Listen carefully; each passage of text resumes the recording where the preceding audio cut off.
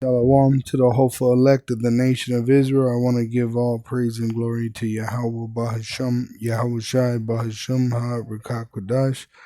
Double honors unto our apostle elders, which rule great millstone well. And shalom to the hopeful elect of the nation of Israel, wa abab abal. All right, and this is Isaiah 5, verse 16. But Yahweh of hosts shall be exalted in judgment, which we're confessing his name, we're exalting his name, and he's going to fulfill the judgment that we prophesy by sending his son Yahushua back. It says, and Elohim, that is holy, shall be sanctified in righteousness, which it tells you in Revelation 19 and verse, outside of 7, it says, Let us be glad and rejoice and give honor. And it says, and give honor to him, for the marriage of the Lamb is come, and his wife hath made herself ready, and to her was granted that she should be arrayed in fine linen, clean and white, for the fine linen is the righteousness of saints. So that's why the 2/3, they're considered a harlot, because they're not serving the Lord. All right. It says in verse 9, and he saith unto me, right, blessed are they which are called unto the marriage supper of the Lamb, the obedient, the wise virgins of the nation of Israel. And he saith unto me, these are the true sayings of Yahweh, Bahasham Yahushai, Bahasham HaRikakwadash. So going back to Isaiah 5, verse, I believe that was 15. No, 16. Now I'm on 17. It says, then shall the lambs feed after their manner, and the waste places of the fat ones shall strangers eat. Woe unto them that draw iniquity with cords of vanity, and sin as it were with a cart rope. Now I'm going to get this in the NLT so it makes more sense when you read it, and we could also go into the words. All right, going back to the original meaning. But it says in 17, in that day lambs will find good pastures, and fattened sheep and young goats will feed among the ruins, which we're remembering ourselves as it was prophesied in Isaiah chapter 1, verse 26. It says, then will I give you good judges again, and wise counselor like you used to have. Then Jerusalem will again be called the home of justice and the faithful city. Zion will be restored with justice. Those who repent, meaning return to your rightful lot, will be revived by righteousness. You see, but rebel means to go against, to rebel. All right. So that's what the 2/3 are. They're rebellious. All right. And the Lord uses the parabolic speech of Israel being like a woman that is rebelling against her order of serving her husband. All right. So when he says this, but rebels and sinners will be completely destroyed, and those who desert Yahweh will be consumed. You will be ashamed of your idol worship in groves of sacred oaks. You will blush because you worshipped in gardens dedicated to idols, which America is an idol itself, and they're going to bring out an idol, which is the implantable microchip, and make it mandatory for buying and selling.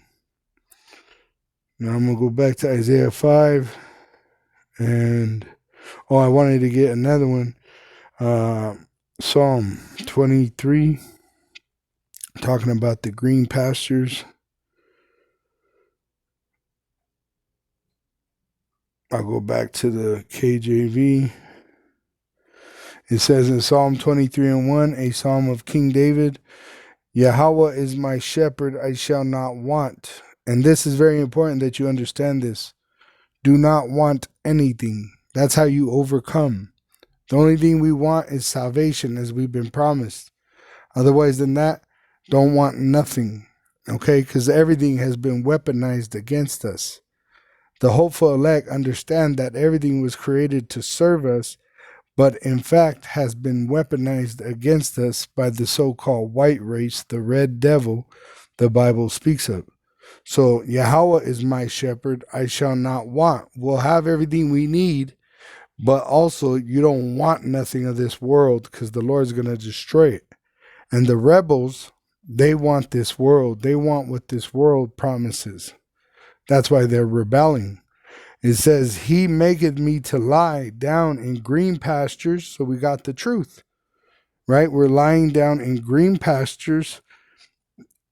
He leadeth me beside still waters. He restoreth my soul. He gives us back our purpose. He leadeth me in the paths of righteousness for his name's sake, so that we can magnify and exalt his name and his son's name, Yahweh Bahasham Yahushai. All right. So Isaiah 5 and verse 19, that say, let him make speed and hasten his work, that we may see it, and let the counsel of the Holy One of Israel draw nigh, and come, that we may know it. Woe unto them that call evil good and good evil. That's what the rebels of our people are doing as they go in the way of Cain, right? They're calling good evil and evil good. Evil good and good evil. Let me get this in the NLT.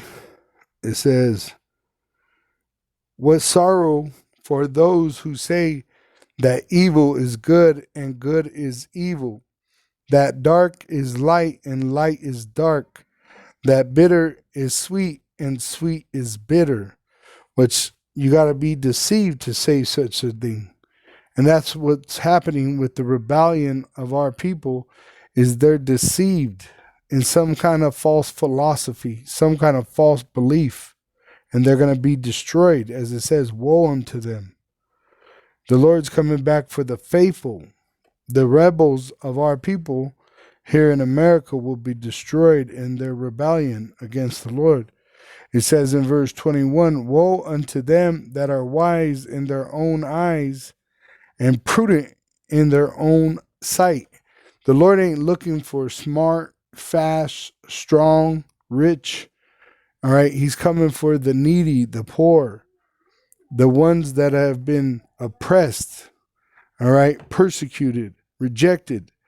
All right. He's going to deliver us from this oppression.